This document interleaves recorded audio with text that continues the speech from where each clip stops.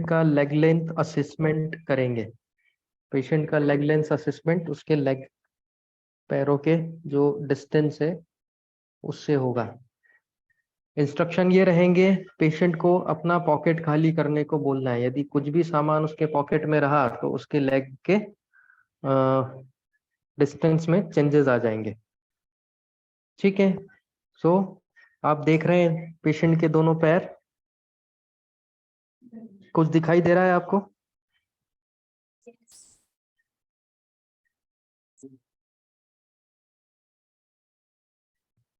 एक पैर छोटा है, एक पैर बड़ा है, कुछ दिखाई दे रहा है? पेशेंट के लेग को मूव करके देखते हैं।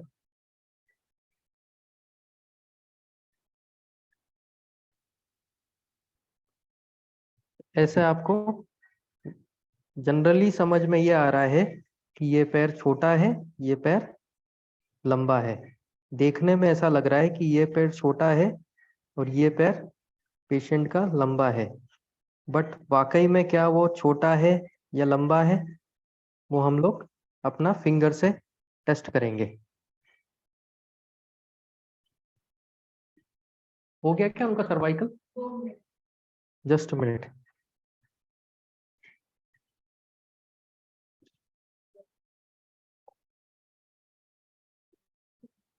बेटा लेटर है, लेग चेंज हो जाएगी।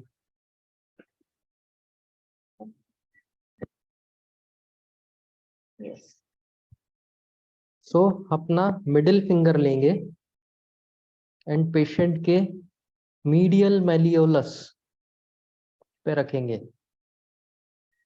ये पेशेंट का मीडियल मेनियोलस जो टीबिया का एंड होता है, ये टीबिया हड्डी है उसका एंड होता है। आपको पल्पेट भी होगी ये हड्डी, एक उभार मिलेगा, इसको बोलते हैं मीडियल मेलियोलस। इस मीडियल मेलियोलस पे अपना मिडिल फिंगर को रखेंगे और मिडिल फिंगर से कंपेयर करेंगे डिस्टेंस। देखो ये उंगली पीछे है और ये उंगली आगे है, means this leg is long and this leg is short. Which is short? जिसकी उंगली पीछे है। My middle finger is back and leg this is short, and इस पैर में मिडिल फिंगर आगे है, means this is long. This is long and this is short. पर ऐसे देखने में क्या लग रहा है, ये पैर लंबा है एंड ये पैर छोटा है, बट ऐसा है नहीं। ये पैर लंबा नहीं है, ये पैर छोटा है और ये पैर लंबा है। क्यों? क्योंकि हमने प्रॉपर मेजरमेंट किया मिडिल फिंगर से, तो ये मिडिल फिंगर ये पीछे है, ये आगे है। ये देखिए, this is short and this is long. सबको समझ में आया? अभी आप लोग एक दूसरे पे करके देखना जब प्रैक्टिकल होगा। कल 12:30 बजे आने का। यस। कुछ नहीं। ओके।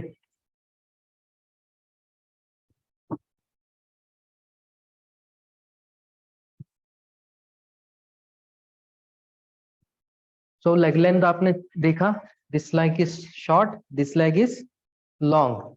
अब हम लोगों का एम क्या है, हमारा मैनिपुलेशन करने का या एडजस्टमेंट करने का, ये पैर का लेंथ बराबर हो जाए। ठीक है, तो हम लोग कहाँ से स्टार्ट करेंगे? From the cervical spine up to the lumbar spine. हम लोग सर्वाइकल से स्टार्ट करेंगे लंबर स्पाइन तक। सबसे पहले C1 एंड C2 को देखेंगे। C1 एंड C2 का मैनिपुलेशन मैं इसलिए नहीं सिखाऊंगा, मैंने परसों जो क्लास लिया था उसमें बोला था कि मैनिपुलेशन बहुत ही रिस्की होता है C1 एंड C2 का, क्योंकि यहाँ से पूरा का पूरा मेडुला ऑब्लोंगेटा एंड पूरा सॉफ्टवेयर बॉडी का जाता है। यहाँ पे यदि कुछ भी मिस्टेक हुआ 1 mm से भी, तो patient might get into the paralysis, quadriplegia, hemiplegia, paraplegia और मोनोप्लेजिया। कोमा में भी जा सकता है या पेशेंट्स के सिम्टम और भी वर्स हो सकते हैं। इसलिए हम लोग C1 C2 का मैनिपुलेशन नहीं सिखाते, लेकिन फिर भी C1 C2 को इलाज करना सिखाते हैं विद द सेफ टेक्निक। तो क्या है सेफ टेक्निक, वो हम देखते हैं C1 एंड C2 के लिए। पेशेंट का हेड जो है काउच से नीचे हैंग कर देंगे। ऊपर आ जाओ।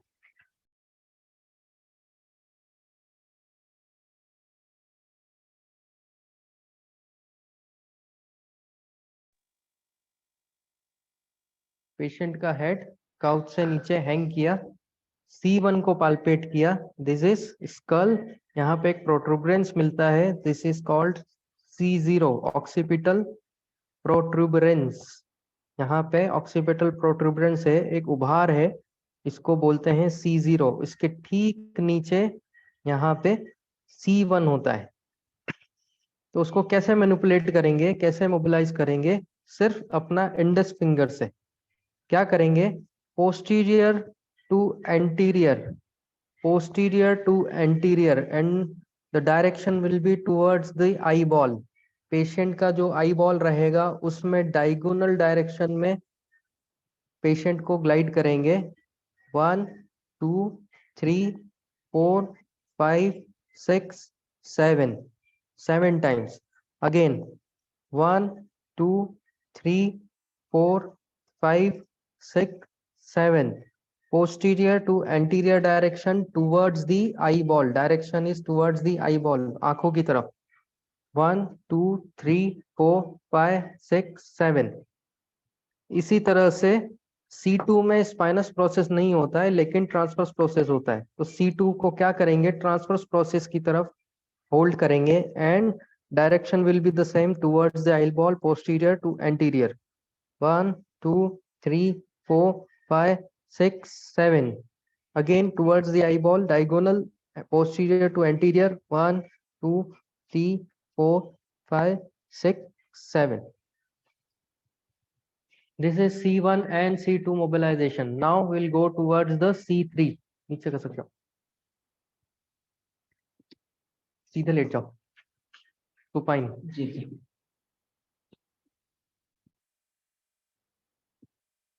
आपने C1 एंड C2 का मोबिलाइजेशन एंड ग्लाइडिंग देखा। इसी से आपकी जो इंडिकेशंस हैं वो आपको लिखना पड़ेंगे, क्योंकि C1 एंड C2 के इंडिकेशन बहुत सारे हैं। क्या क्या बीमारी आप ठीक कर सकते हैं C1 एंड C2 के मोबिलाइजेशन से, वो राइट डाउन करो। पहला, वर्टाइगो, चक्कर आना। तुरंत आधे घंटे के अंदर रिजल्ट मिलेगा वर्टाइगो में, यदि आपने ये मेथड यूज कर लिया तो। लिखिए, वर्टाइगो,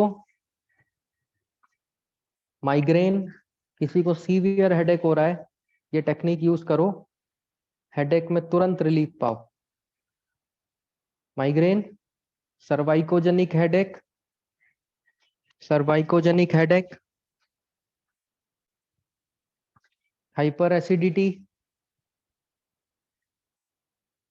हाइपर एसिडिटी,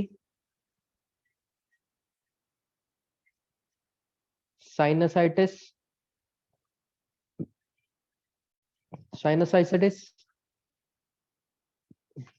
एक चीज और ध्यान रखना, जरूरी नहीं है कि ये जो बीमारियां हैं ये C1 से ही ठीक हो। There are possibility to treat these kind of diseases with the C1 and C2 mobilization and manipulation। कुछ और भी यदि इटियोलॉजी है, फॉर एग्जांपल माइग्रेन यदि C1 C2 से हो रहा है तो इससे ठीक हो जाएगा, लेकिन कुछ और इटियोलॉजी है, for example there are tumours inside the brain, उसके कारण भी माइग्रेन होता है, तो C1 C2 मोबिलाइजेशन से नहीं होगा।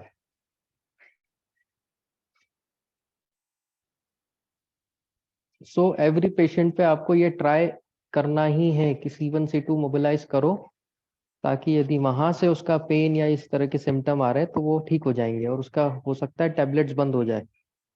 फोर्थ लिखिए, hypertension and hypotension, low blood pressure and high blood pressure, hypertension and hypotension। There are possibility to treat the BP fluctuation with the help of C1 C2। लेकिन one contraindication है, किसी भी high BP patient को आप ये guarantee नहीं दे सकते कि मैं आपकी बीपी की गोली बंद करा दूंगा। There are possibility to heal the blood pressure with the C1 C2 manipulation, but you cannot guarantee it।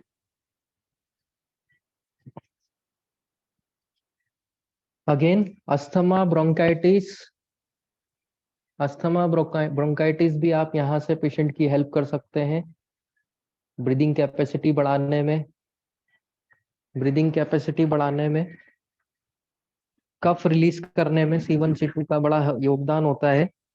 आप वहां से मैनिपुलेट करके कफ को रिलीज कर सकते हैं।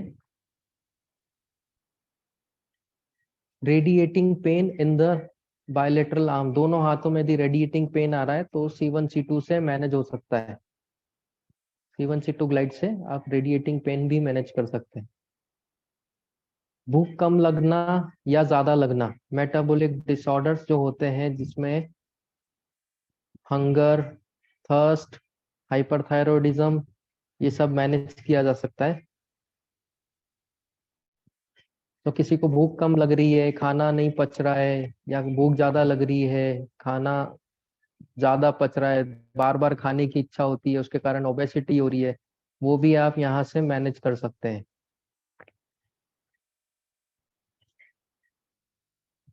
हाइपरथायरॉयडिज्म भी आप यहाँ से मैनेज कर सकते हैं, क्योंकि 80% हाइपरथायरॉयडिज्म के पेशेंट C1 C2 डिसलोकेशन के कारण होते हैं।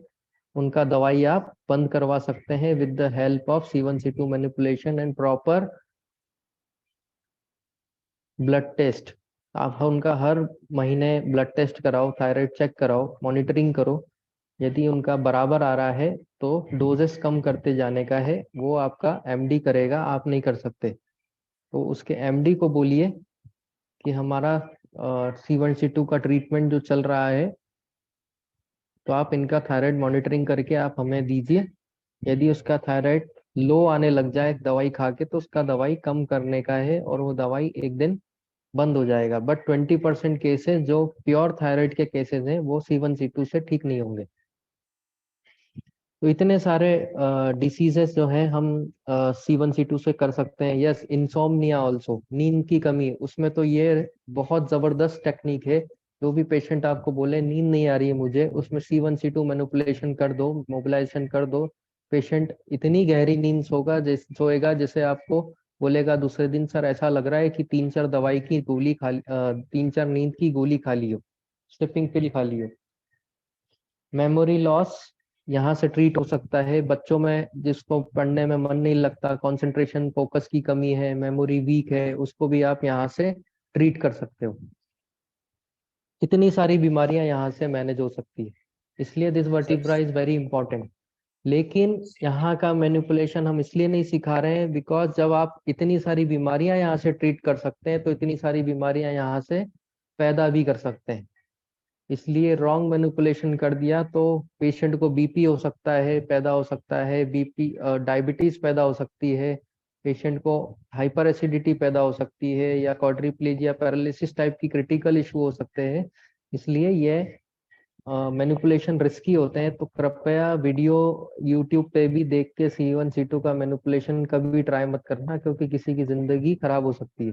इसलिए आपको सेफ मेथड बताई है C1 C2 का ग्लाइड टेक्निक, वो यूज करिए। नाउ हम लोग C3 की तरफ चलते हैं। अब C3 to C6 same technique use होगी, एक जैसा मैनिपुलेशन होगा। इंडेक्स फिंगर यूज करेंगे अपना, इंडेक्स फिंगर पेशेंट के ट्रांसवर्स प्रोसेस पे होगा, होल्ड करेंगे थंब से मैंडिबल को, दूसरा हाथ डायरेक्शन देगा, पेशेंट का मूवमेंट होगा rotation and extension, again rotation towards opposite side and extension and thrust.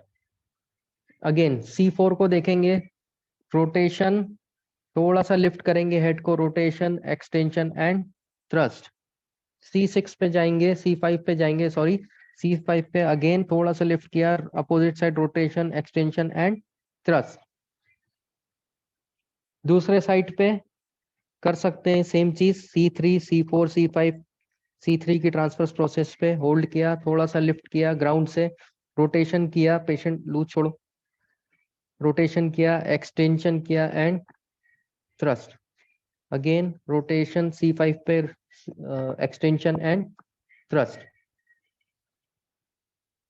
सो इस तरह से C6 तक हम लोग ट्रीट कर सकते हैं, C3 to C6 index finger technique से, या इसको रोटेशनल थ्रस्ट भी बोलते हैं, रोटेशनल थ्रस्ट भी बोलते हैं। अभी किसी को बोल रहे हैं कि रिस्की है ये,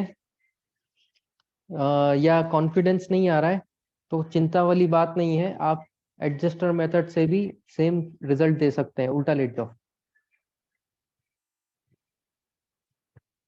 मैंने बोला था कि एडजस्टर यहाँ पे फिट नहीं होगा क्योंकि ये बड़ा है। सर्वाइकल स्पाइन के लिए एडजस्टर छोटा होता है, तो अपना फिंगर का यूज कर लो। C3 पे जाओ एंड ग्लाइड करो towards posterior anterior direction. C4 पे जाओ, 7 टाइम्स ग्लाइड करो। C5 पे जाओ, 7 टाइम ग्लाइड्स करो। C6 पे जाओ, ग्लाइड करो। इस मेथड से भी आप पेशेंट को सेम रिजल्ट दे सकते हैं, लेकिन इसमें आवाज नहीं आएगी, उस मेथड में आवाज आती है। समझ गए? नाउ C7 to T1 एक बार फिर देखते हैं हम लोग। C7 T1 में क्रिस क्रॉस टेक्निक का यूज होता है। एक तरफ ट्रांसफर्स प्रोसेस पे एक हाथ रहेगा, दूसरा हाथ पेशेंट के हेड पे रहेगा। पेशेंट का हेड किस तरफ रोटेट रहेगा? जिस तरफ का ट्रांसफर्स प्रोसेस ट्रीट करने का है। मीन्स हम लेफ्ट साइड ट्रीट कर रहे हैं तो पेशेंट का हेड लेफ्ट साइड रोटेट रहेगा। एक हाथ से लीवर बनाएंगे, एक हाथ से फलक्रम बनाएंगे। पेशेंट को बोलेंगे breathe in, breathe out, breathe in, breathe out, breathe in, breathe out, और ब्रीद आउट के वक्त उसका हम लोग थ्रस्ट देंगे। डन। नाउ अपोजिट साइड भी देख लेते हैं। Criss cross technique, breathe in, breathe out के साथ में मसल टेंशन लूज करते जाएंगे। Breathe in, breathe out, breathe in, breathe out, and breathe out के साथ वक्त में थ्रस्ट देंगे। C7 T1। ठीक है, इसके बाद हम लोग सेफ टेक्निक लेंगे। C7 T1 से सेफ टेक्निक यूज हो सकती है, एडजस्टर मेथड यूज हो सकता है। जिसको कॉन्फिडेंस नहीं आ रहा है वो सिंपली एडजस्टर यूज करो।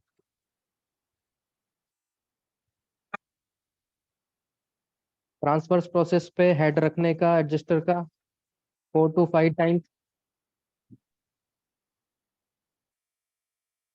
हिट करने का है।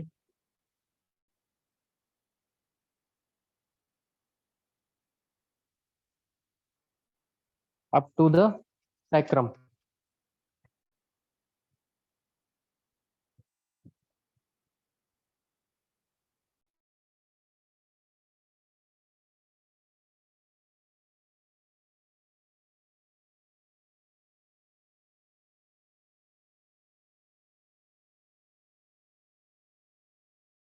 सर म्यूट हो गया ऐसे।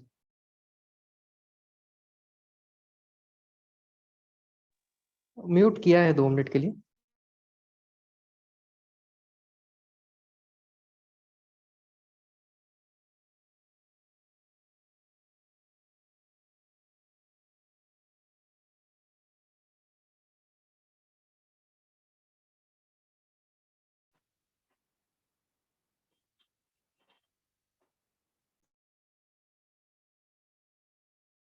तो कोई डाउट आया अभी तक?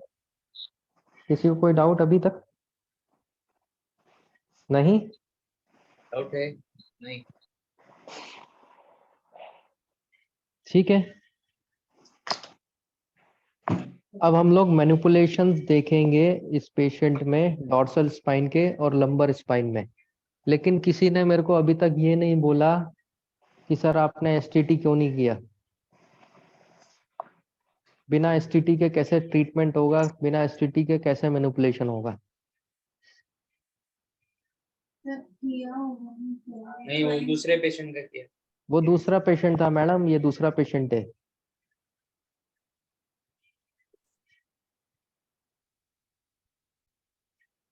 आप लोग ध्यान दीजिए, ठीक है?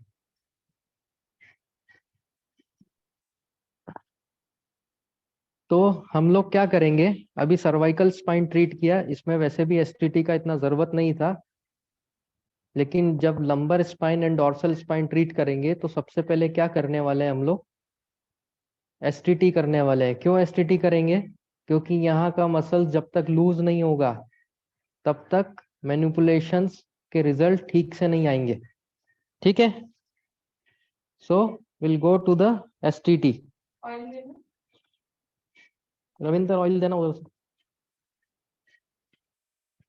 इस तरह की मिस्टेक्स आप लोग अपने क्लिनिक में करेंगे कि पेशेंट आया जल्दबाजी में डायरेक्ट लेटा के मैनिपुलेट कर दिया, उसमें आप पेशेंट का नुकसान कर लेंगे। हमेशा याद रखो, स्टार्ट कहाँ से होगा? एसटीटी से होगा।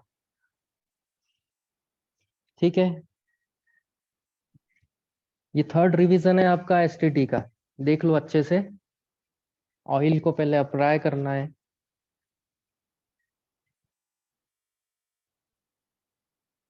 डिस्ट्रैक्शन टेक्निक यूज करेंगे, एक साइड अप, एक साइड डाउन।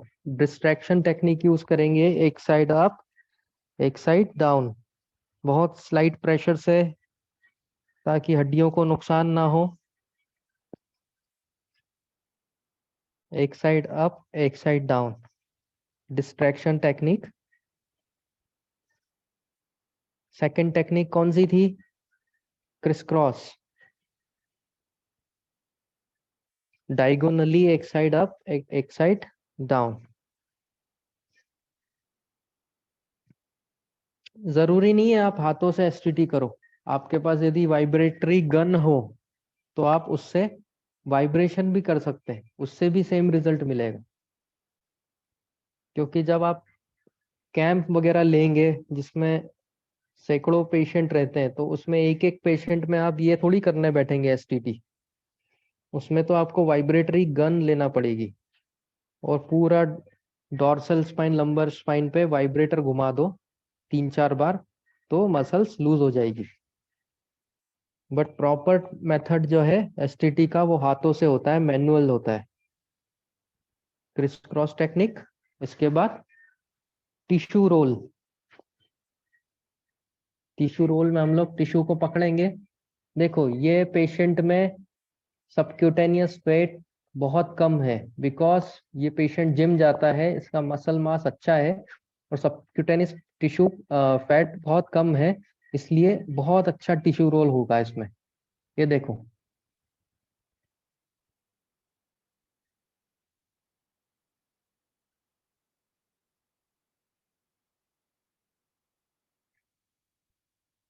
इसमें छूट नहीं रहा है टिश्यू। उस पेशेंट में छूट रहा था, क्यों? क्योंकि फैट बहुत ज्यादा था।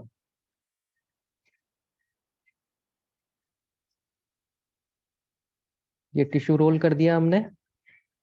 एक बार फिर से टिश्यू रोल करेंगे।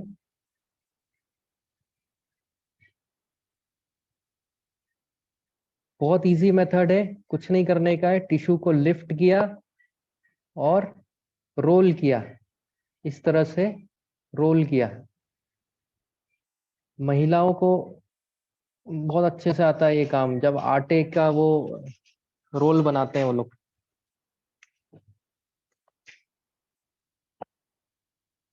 तो टिश्यू को पकड़ा और रोल किया अपवर्ड डायरेक्शन में, घुमाते गए।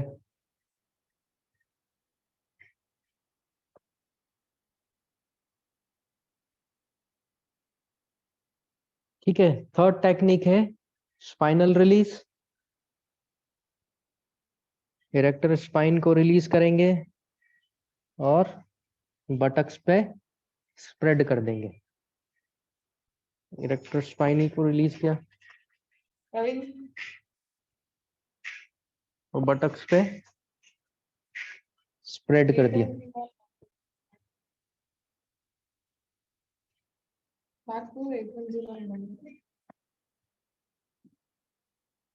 स्प्रेड किया।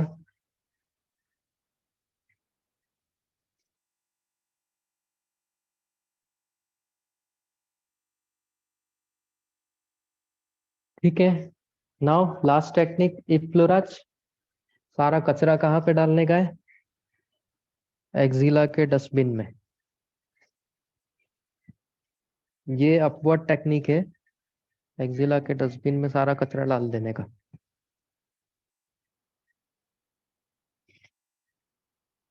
एक चीज हमेशा ध्यान रखो, एसटीटी में कई लोग क्या करते हैं, बहुत जोर लगा देते हैं, बहुत प्रेशर लगा देते हैं पेशेंट के ऊपर, जिससे क्या होगा, पेशेंट को सोरनेस आ जाएगी, वहां पे वो एरिया रेड हो जाएगा, दूसरे दिन पेशेंट का पेन बढ़ जाएगा, 3 दिन के लिए वो बड़ा रहेगा, क्योंकि उसमें सोरनेस आ जाएगी। इसलिए बहुत लाइट तरीके से एसटीटी होती है, बहुत हल्के तरीके से।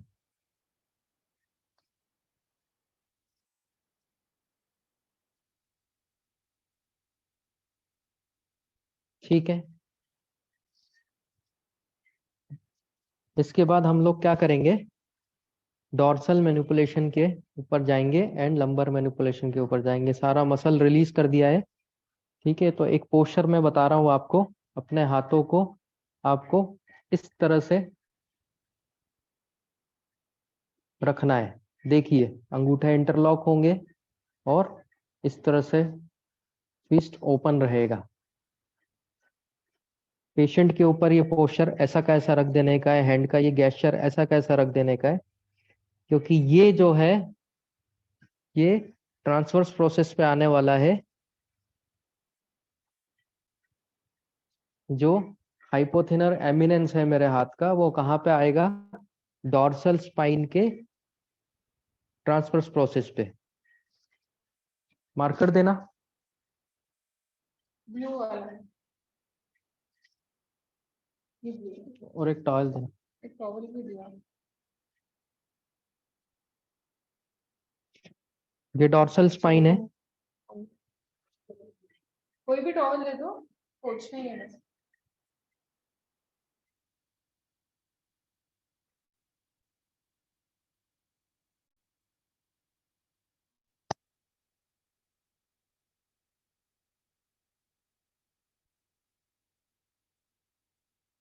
ये डॉर्सल स्पाइन है। हैंड टू हैंड हम लोग पाल्पेशन भी देख लेते हैं। ये T1, T2, T3, T4, T5, T6, T7, 8, 9, 10, 11, 12, L1, L2, L3, L4, L5 और सॉरी थोड़ा सा डिस्टेंस गड़बड़ हो गया।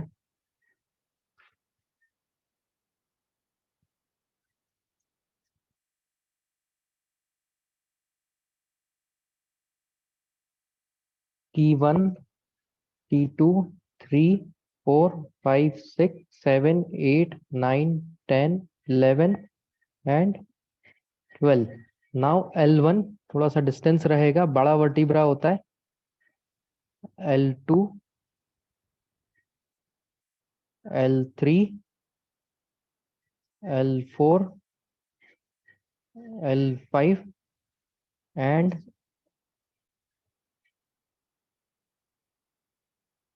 S1। कोई भी एक ट्रांसवर्स प्रोसेस हम लोग डॉर्सल स्पाइन का पकड़ लेते हैं। ये ट्रांसवर्स प्रोसेस है।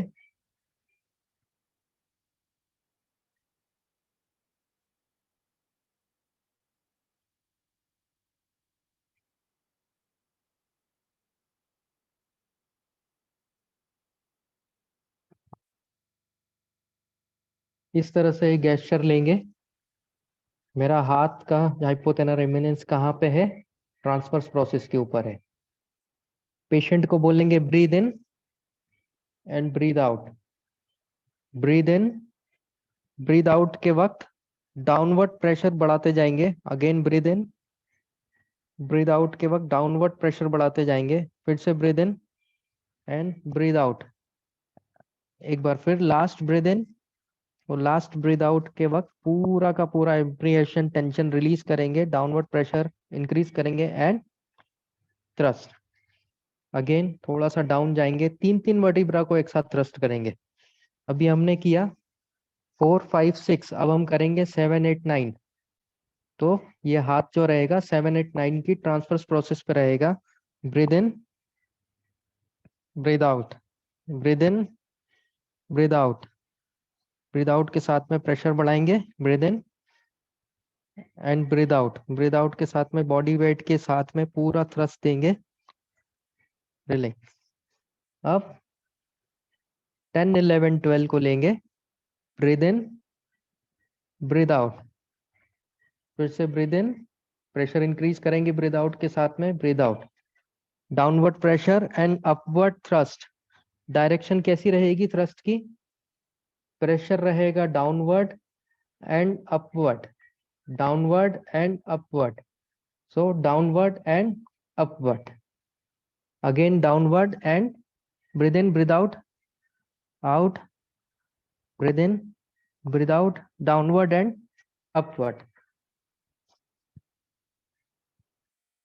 सो ये था डॉर्सल स्पाइन का मैनिपुलेशन। तीन तीन वर्टिब्रा एक साथ लेंगे, 1 2 3 एक साथ, 4 5 6 6 7 8 9 10 11 एंड 10 11 12।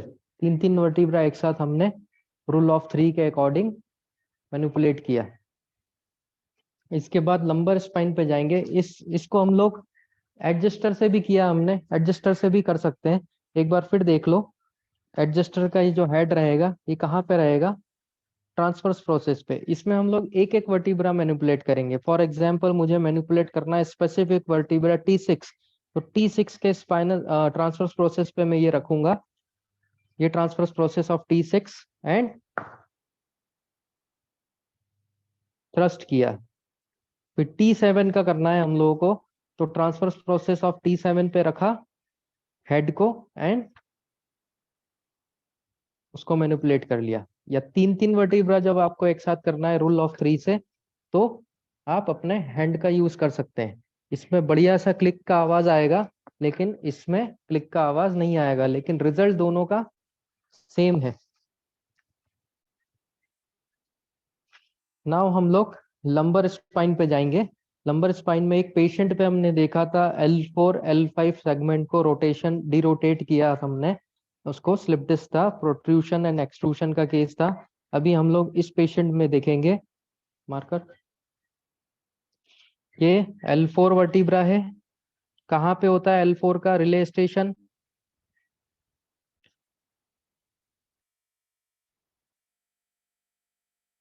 इलियक क्रेस्ट, ये इलियक क्रेस्ट है। इलियक क्रेस्ट पे आपको L4 मिलेगा हमेशा। इलियक क्रेस्ट पे L4, उसके ठीक नीचे L5, उसके ठीक नीचे S1। सो L4 को हम लोग जब हाथ से मैनिपुलेट पाल्पेट करके देखेंगे, तो इनका जो L4 है वो ये साइड अप है और ये साइड डाउन है। मीन्स राइट साइड डाउन है, लेफ्ट साइड अप है। L5 का भी राइट साइड अप है, सॉरी लेफ्ट साइड अप है एंड राइट साइड डाउन है। L4 का भी लेफ्ट साइड अप है एंड राइट साइड डाउन है। L5 का भी लेफ्ट साइड अप है एंड राइट साइड डाउन है। सो ये पाल्पेट करके देखेंगे, मीन्स एक ही साइड लाइन पोजिशन में दोनों को हम लोग एक साथ डाउन कर देंगे। दूसरे साइड करेक्शन करने की जरूरत नहीं है। दूसरा साइड करेक्शन करने की जरूरत किस में रहेगी, जब एक साइड का L5 L4 का ट्रांसफर प्रोसेस अप है और L5 का ट्रांसफर प्रोसेस दूसरी साइड से डाउन है, तो दोनों साइड लेटा के करेक्शन होगा। लेकिन इस पेशेंट में एक साइड दोनों का अप है, एक साइड दोनों का डाउन है, तो सिर्फ सिंगल पोजीशन में लेटा के ही करेक्शन हो जाएगा। करवट से लेटो, साइड लाइन। पेशेंट के लेग को फ्लेक्शन में किया, ऊपर वाला लेग को फोल्ड किया, नीचे वाले लेग को हिप को फ्लेक्शन में लाए और पूरा फ्लेक्शन में डाला। हैंड्स के सपोर्ट से बॉडी को अपवर्ड रोल कर लिया, रोटेट कर लिया, इंटरलॉक करवाया, अपने हाथ को यहाँ से निकाला, स्टेबलाइज किया। L4 और L5 का ट्रांसफर्स प्रोसेस पे हाथ रखा, पेशेंट को इजी वे में रोल किया ताकि उसका टिश्यू टेंशन रिलीज हो जाए, और एक हाथ को यहाँ पे होल्ड किया, काउंटर प्रेशर लगाया एंड थ्रस्ट। फिर से देखेंगे, L4 L5 के ट्रांसफर प्रोसेस पे एक साथ हाथ रखा, रोटेट किया एंड काउंटर प्रोसेस से थ्रस्ट कर दिया। दूसरा साइड लेटाने का जरूरत नहीं है क्योंकि एक ही साइड से करेक्शन होना था। उल्टा लेट जाओ।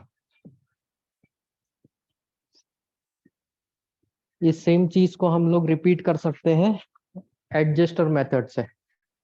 नहीं समझ में आया आपको, वो मेथड रिस्की लग रहा है, तो एक एक वर्टिब्रा के ट्रांसफर प्रोसेस पे एडजस्टर चला दो। ये L5 तक का करेक्शन हम लोगों ने किया। इसके बाद हम लोग S1 के ऊपर जाएंगे। S1 में ये दो डिंपल दिख रहे हैं, ये PSIS है, पोस्टीरियर इंफीरियर इलियक स्पाइन।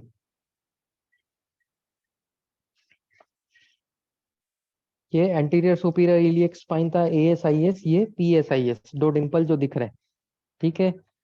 ये upper border of sacrum, body of sacrum, ये पूरा बॉडी है सैक्रम का, इसको बोलते हैं बेस ऑफ सैक्रम। तो सैक्रम के मूवमेंट पहले देखेंगे हम लोग। उसके लिए मैं 5 मिनट का आपको एक ब्रेक दे रहा हूँ। इसमें कोई डाउट हो तो एक बार और अपना थिंक कर लो, एक दूसरे से डिस्कस कर लो, क्योंकि लंबर स्पाइन के बाद फिर मैं सैक्रम के मूवमेंट बताऊंगा। तो सर्वाइकल से लेके लंबर तक आपको कोई डाउट हो तो अभी पूछ लो, मैं फिर रिपीट कर दूंगा। 5 मिनट्स का टाइम दे रहा हूं मैं।